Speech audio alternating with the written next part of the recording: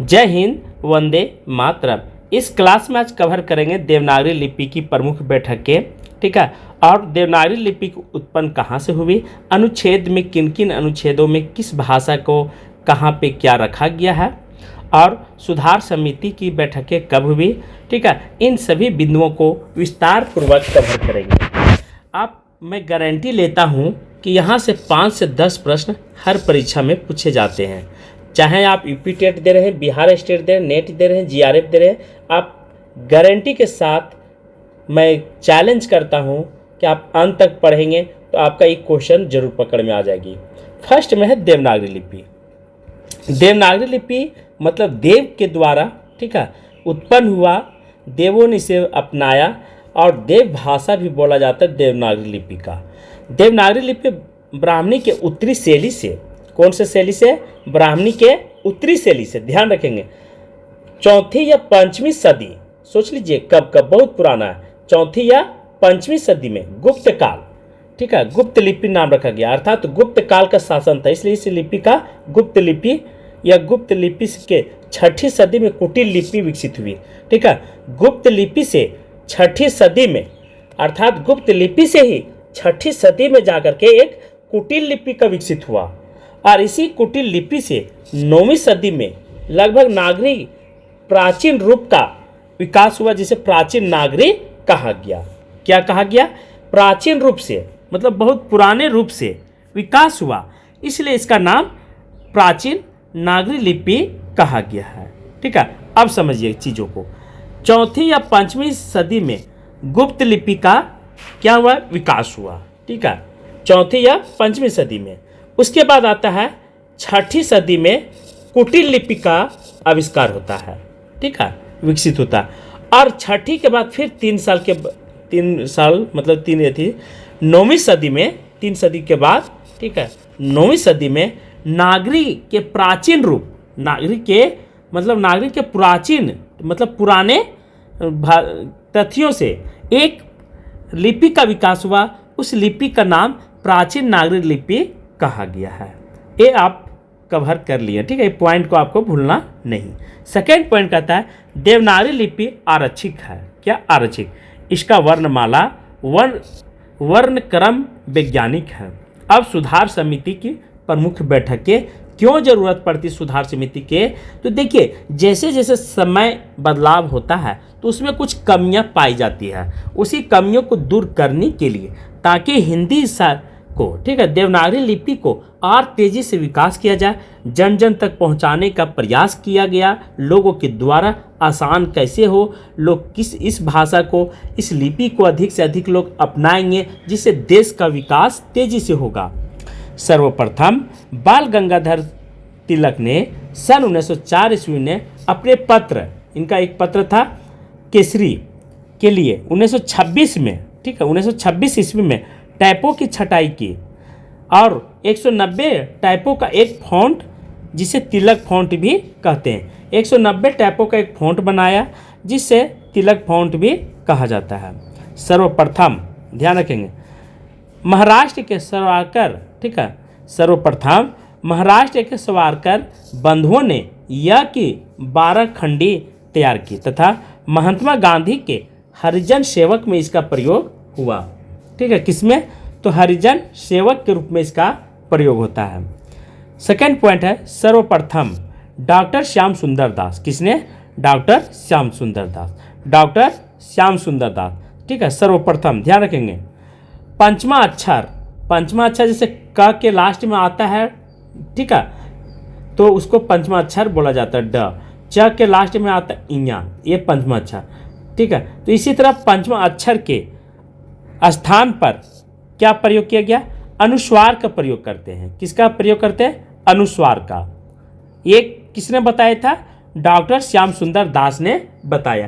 क्योंकि जितने कम फॉन्ट होंगे, ठीक है, फॉन्टों की संख्या जितनी कम होगी, अक्षर की संख्या जितनी कम होगी, अर्थात वर्ण की संख्या जितना कम होगा, लोगों को अपनाने में, पढ़ने में उतनी आसानी होगी।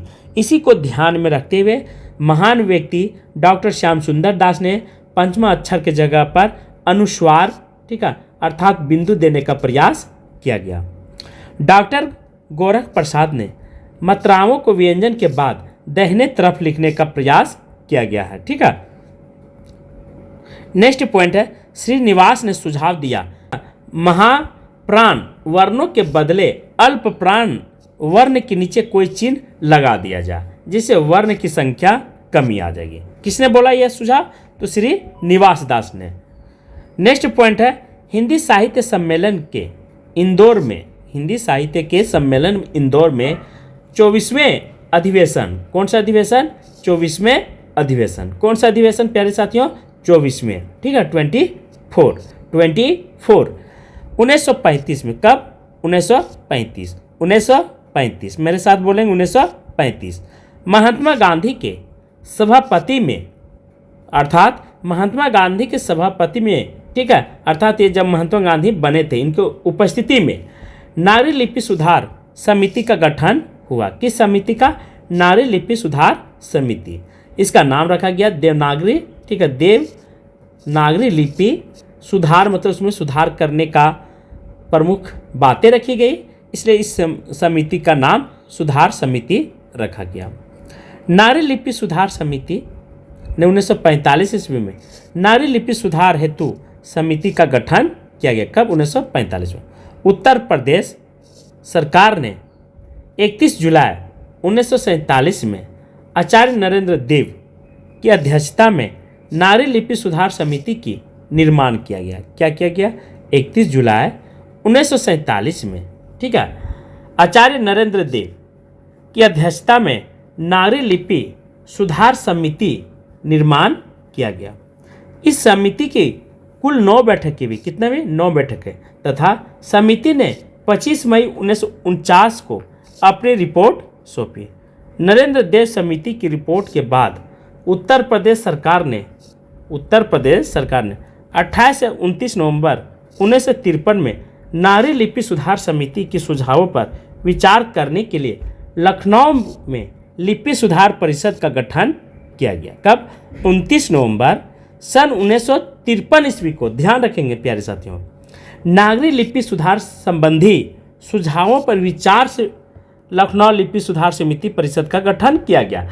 देखे होंगे समय समय पर जैसे विचार लिया जाता जनता के द्वारा, ठीक है, जनता में बहुत सारे मैसेजेस के जो विद्वान व्यक्ति रहते हुए उनसे सरकार सुझाव लेते हैं।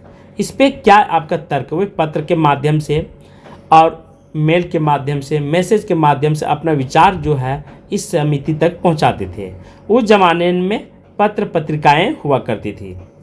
विभिन्न राज्यों के मंत्रियों, वैज्ञानिकों की परिषद में आमंत्रित किया गया।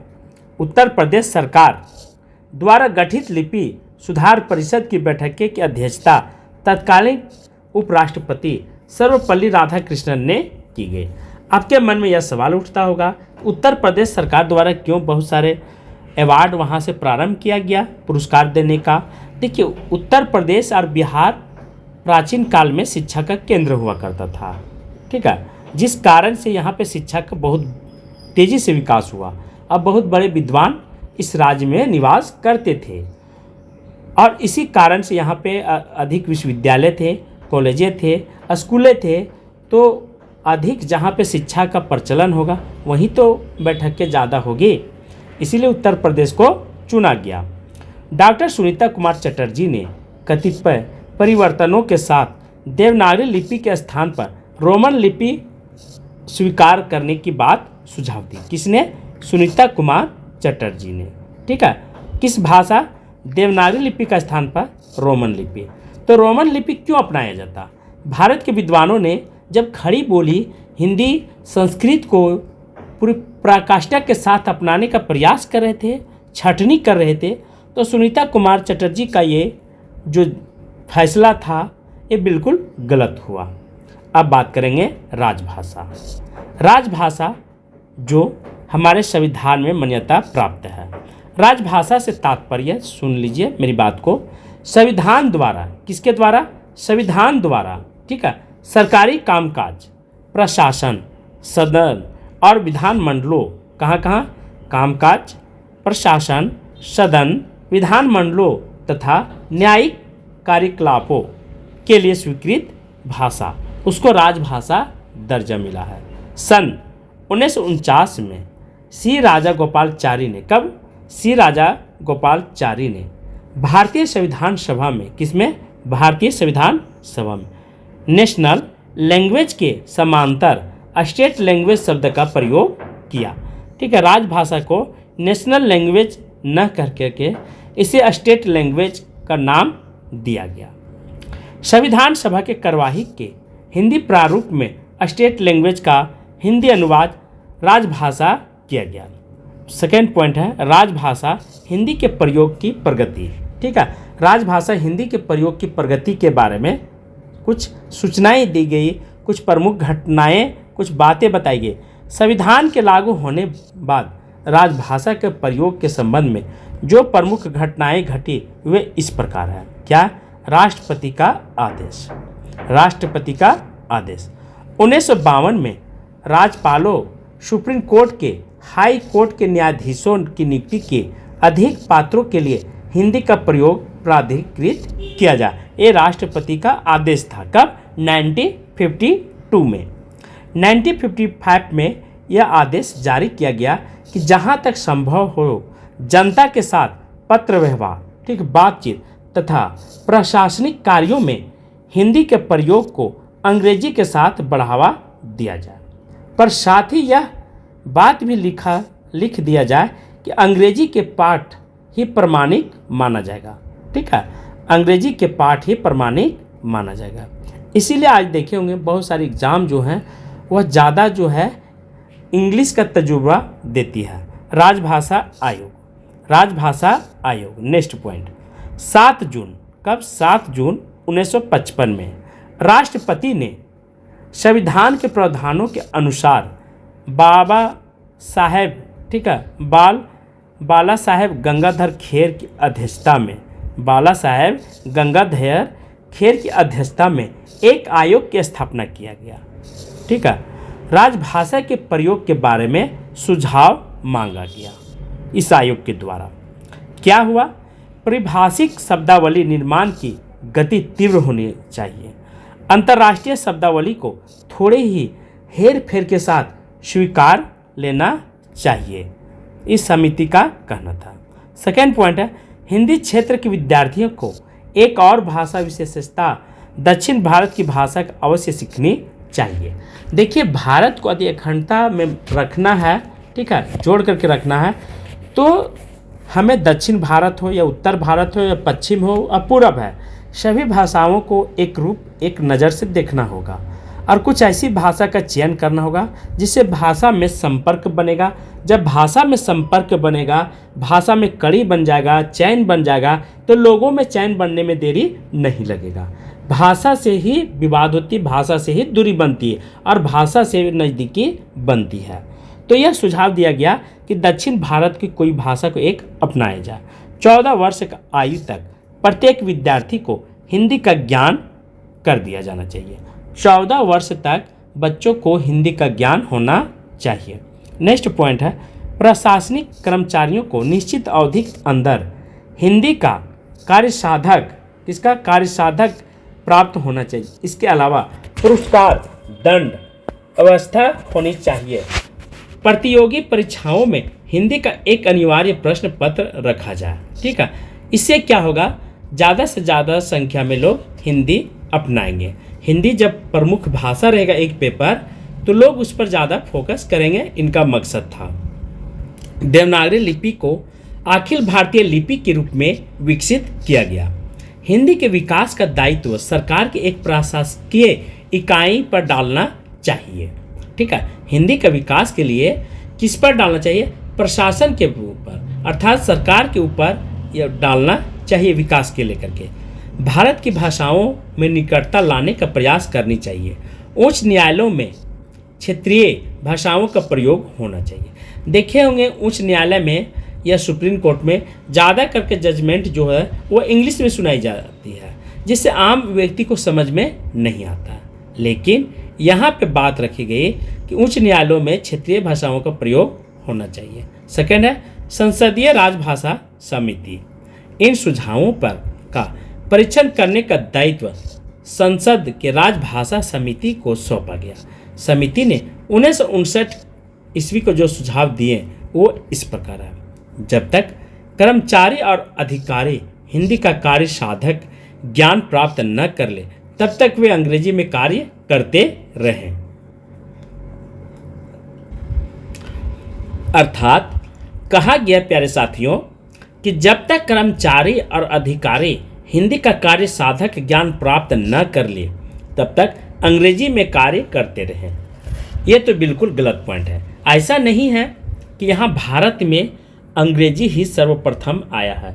यहाँ पे हिंदी अर्थात खड़ी बोली का प्रचलन ज़्यादा रहा है, क्षेत्रीय भाषाओं का।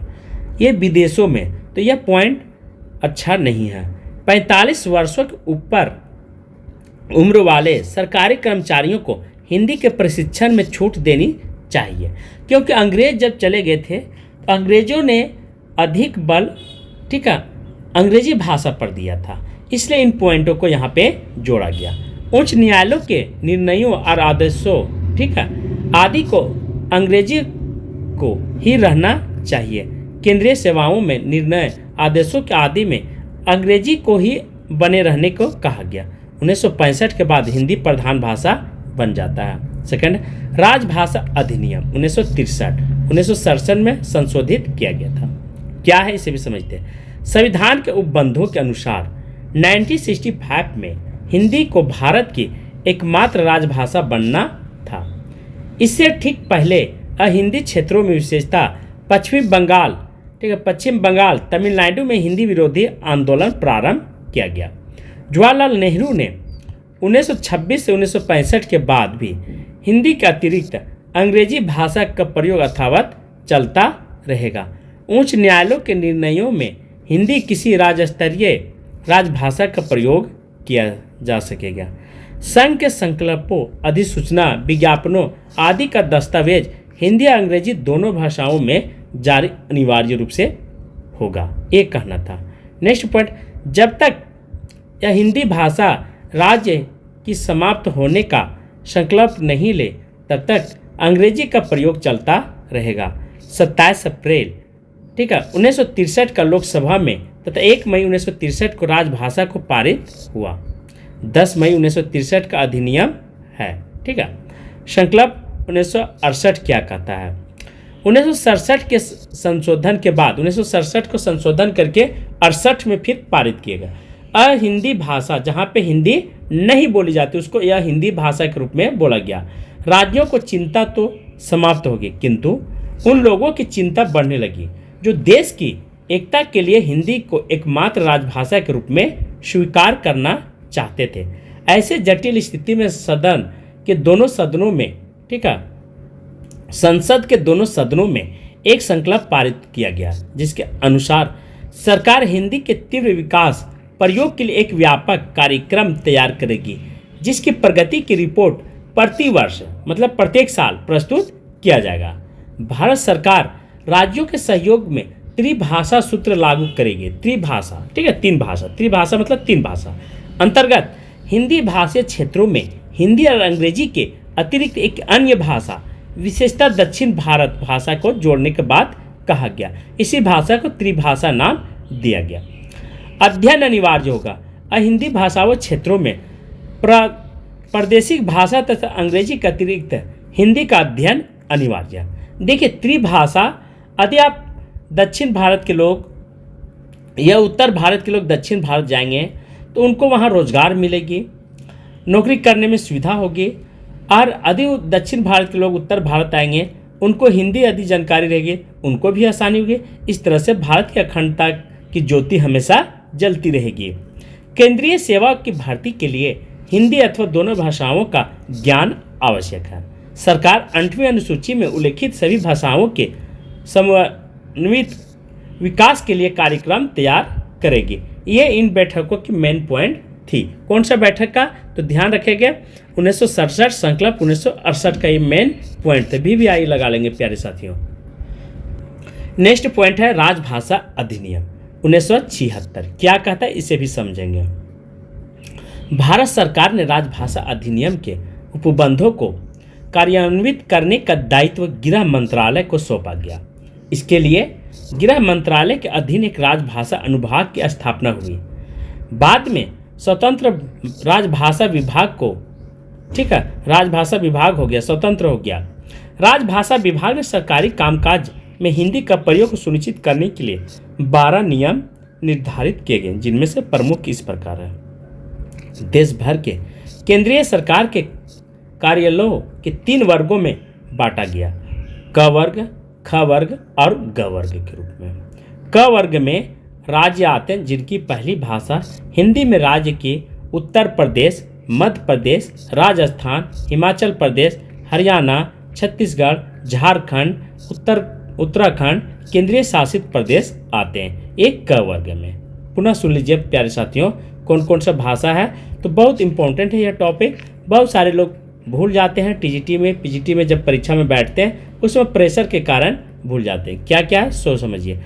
क वर्ग में किसका बात कर, क वर्ग में जिनकी पहली भाषा हिंदी प्राथमिकता दी जाती है। इसमें पहला उत्तर प्रदेश, मध्य प्रदेश, देखिए प्रदेश प्रदेश 2 आगे, दोनों को ध्यान रखेंगे एक साथ। राजस्थान, बिहार, हिमाचल प्रदेश 3 प्रदेश, प्रदेश वाले नाम तीनों में हिंदी बोली जाती है। हरियाणा, छत्तीसगढ़, झारखंड, उत्तराखंड और केंद्र शासित प्रदेश दिल्ली, अंडमान और निकोबार द्वीप समूह। ठीक है, टोटल कितने हो गए तो ध्यान रखें 1 2 3 4 5 6 7 8 9, ठीक है, और दिल्ली लगा करके 10, अंडमान 11, निकोबार 12, टोटल 12 जो हैं राज्य हैं। ठीक है, यह क वर्ग में। यहाँ पे प्राथमिकता हिंदी को प्रथम बार दिया गया, पहला हिंदी होगा, उसके बाद दूसरी भाषा का दर्जा दिया गया है।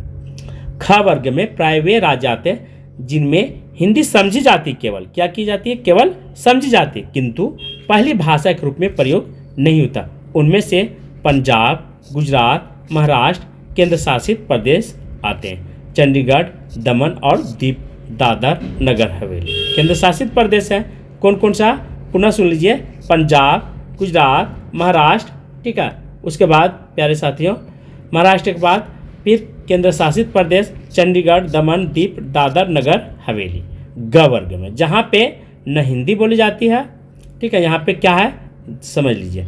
ग वर्ग में वैसे राज्य आते हैं प्रायः हिंदी नहीं समझी जाती है, यहाँ पे हिंदी नहीं समझे। पश्चिमी बंगाल, उड़ीसा, ठीक है, पश्चिम बंगाल, उड़ीसा, पूर्वी क्षेत्र सभी राज्य, दक्षिण भारत के 4 राज्य, दक्षिण भारत के 4 राज्य, यहाँ पे ये क्या है ग वर्ग में आते हैं। क वर्ग के क्षेत्र में अधिक, क वर्ग के लिए क्या शर्तें रखी गई से समझिए। अधिक के लिए निश्चित, ठीक है, उनमें से हिंदी का प्रयोग हो, अगर अंग्रेजी का प्रयोग किया जाए तो साथ में हिंदी अनुवाद भी भेजा जाएगा।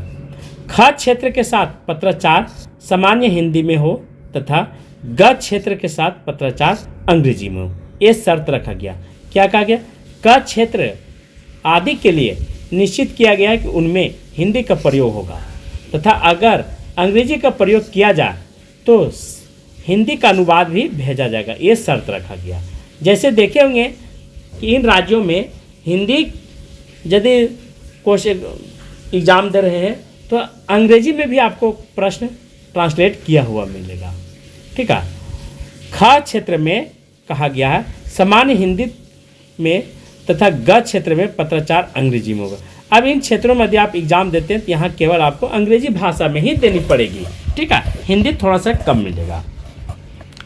हिंदी में कहीं से प्राप्त पत्र का उत्तर हिंदी में देना होगा। एक ख क्षेत्रों के लिए, ठीक है, शर्तें रखी गई है।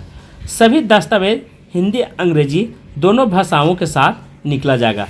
इसका उत्तरदायित्व दस्तावेज पर हस्ताक्षर करने वाले अधिकारी का होगा। नेक्स्ट पॉइंट है केंद्र सरकार के सभी फॉर्म, नाम पट, सूचना पट, पत्र शीर्षक, ठीक है, मोहरे आदि हिंदी अंग्रेजी दोनों में भाषा में होगी। नेक्स्ट पॉइंट है प्रत्येक कार्यकाल काल के प्रधान दायित्व होगा, वह भाषा संबंधित नियमों आदेशों का अनुपालन कराएगा, ठीक है, और जांच पड़ताल करेगा। नेक्स्ट पॉइंट है 1976 का। 1976 में क्या कहता है, उसके बाद 76 के बाद राजभाषा का प्रगति, गृह मंत्रालय की राजभाषा के विभाग, विधि मंत्रालय और शिक्षा मंत्रालय। ठीक है, राजभाषा की कसौटियाँ, वह भाषा देश के सभी अधिकतम व्यक्तियों द्वारा बोली जा सकती है। ठीक है, उसे बोलने वाले देश के किसी एक हिस्से में नहीं बल्कि विभिन्न हिस्से में भी, ताकि वह भाषा पूरे देश में संपर्क सूत्र स्थापित करने का सक्षम हो सके। वह भाषा राष्ट्र की सांस्कृतिक विरासत को धारण करने में सक्षम हो, अर्थात देश के विभिन्न संस्कृति पक्षी को अभिव्यक्ति उसमें भी हो पाती है। उसका संबंध भंडार इतना व्यापक हो कि देश के विभिन्न हिस्सों में प्रचलित शब्दावली उसमें शामिल हो सके, जिसमें यह प्रवृत्ति भी होनी चाहिए कि देश की भाषाओं के अन्य शब्दों को वह सहायतापूर्वक शामिल करे ताकि उसमें परहेज न हो। नेक्स्ट पॉइंट, उस भाषा का व्याकरण सरल होना चाहिए ताकि देश के अन्य हिस्सों में निवासी आते हैं उसे सीखना चाहिए तो सीखने की प्रक्रिया कठिन न हो। नेक्स्ट पॉइंट, उसकी ध्वनि, ठीक है, संरचना व्यापक तथा लचीली होनी चाहिए। यदि क्या कहते, यदि अन्य भाषाओं की कुछ ध्वनियाँ उसमें प्रयुक्त न होती तो उन्हें स्वीकारने की क्षमता उसमें होनी चाहिए। नेक्स्ट पॉइंट है, उसकी लिपि भी राष्ट्रीय लिपि होनी चाहिए, अर्थात ऐसी लिपि जिसमें देश की सभी भाषाओं में प्रयुक्त होने वाले ध्वनि संकेत लिखे जा सकते हैं। ठीक है, उसे भाषा में साहित्य की संरचना अर्थात रचना व्यापक तौर पर हुई हो तथा साहित्य देश के विभिन्न क्षेत्रों में रचा गया हो। उसे भाषा के ने राष्ट्र के प्रमुख आंदोलनों में सक्रिय सहभागिता की हो, अर्थात सामाजिक विकास की प्रक्रिया में सक्रिय भूमिका निभाई गई हो, अधिक उसमें सक्रिय रहा हो। ऐसी भाषाओं को ऐसी समाज में जोड़ा गया। 14 नवंबर 1949 ईस्वी को भारत के संविधान में मान्यता मिली किसको, राजभाषा को, हिंदी को। ठीक है, किस भाषा को, हिंदी को। भाग 17 में, कब, भाग 17 में अनुच्छेद 343 और 351 तक राजभाषा संविधान में, ठीक है, प्रावधान किया गया, मतलब यह नियम बनाया गया तथा संविधान की 8वीं अनुसूची, कब, 8वीं अनुसूची में 22 भाषा को मान्यता प्राप्त हुआ। ठीक है, ये ध्यान रखेंगे। कौन कौन से 22 भाषा है, सिंधी, तमिल, तेलुगु, उर्दू, असमिया, बंगला, बोडो, मैथिली, डोंगरी, गुजराती, हिंदी, मलयालम, कन्नड़, कश्मीरी, कोंकणी, मणिपुरी, मराठी, नेपाली, उड़िया, पंजाबी, संस्कृति और संस्थाली। इन भाषाओं को टोटल 22 भाषा हो गए। ठीक है, नेक्स्ट है, मूल संविधान में केवल 14 भाषाएं थी।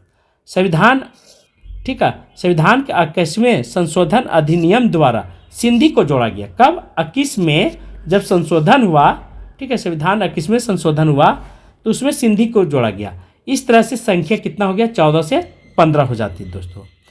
71 संशोधन में, 71वें संशोधन अधिनियम में कब हुआ, 1952 में 71वां होता है, जिसमें 3 जोड़ा गया, अर्थात नमक, न से नेपाली, म से मणिपुरी, क से कोंकणी भाषा। कब, 1992 में 71वां संशोधन अधिनियम। 2003 में, ठीक है, 92 अधिनियम हुआ, संशोधन हुआ, ठीक है, 2003 में। इसमें डोंगरी, बोडो, मैथिली, संस्थाली 4 भाषा को जोड़ा गया, 1, 2, 3, 4। तो इस तरह से हो गया मेरा, कितना हो गया, 22 हो गया। तो ध्यान रखेंगे 15 और 3 18 और 4 22 भाषा टोटल हो गई है। अब बात करेंगे संविधान की, ठीक है, अनुच्छेद की। नेक्स्ट है 14 सितंबर 1949 ईस्वी को भारतीय संविधान में हिंदी का राजभाषा दर्जा दिया गया। भारतीय संविधान के भाग 5, 6, 7 और 17 में राजभाषा संबंधित उपबंध भाग 17 के शीर्षक राजभाषा है। इस भाग में 4 अध्याय हैं। अनुच्छेद 343, 351 के अंतर्गत समाहित है। प्यारे साथियों,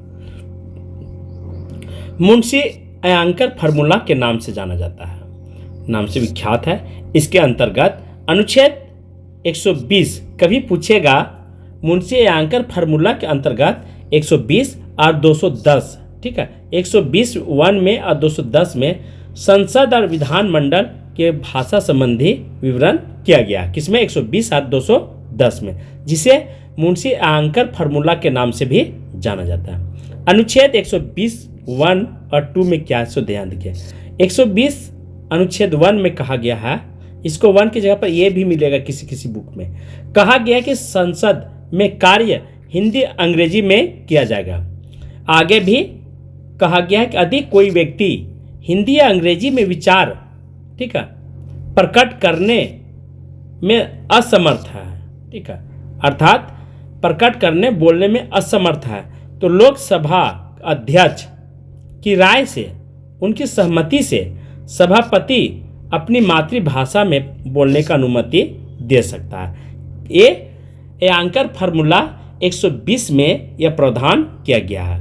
अब 120 बी में अर्थात ख में कह ले या 2 में 120 में उपबंध है, जब तक संसद विधि द्वारा अन्यथा उपबंध न करे तब तक इस संविधान के प्रारंभ के 15 वर्षों की अवधि के समाप्ति का पश्चात यह अनुच्छेद ऐसे प्रभावी होगा मानो, ठीक है, अंग्रेजी में शब्दों का उसमें लोप कर दिया गया हो, अर्थात 26 जनवरी 1965 से सदन का कार्य केवल हिंदी में होगा। नेक्स्ट पॉइंट है 210।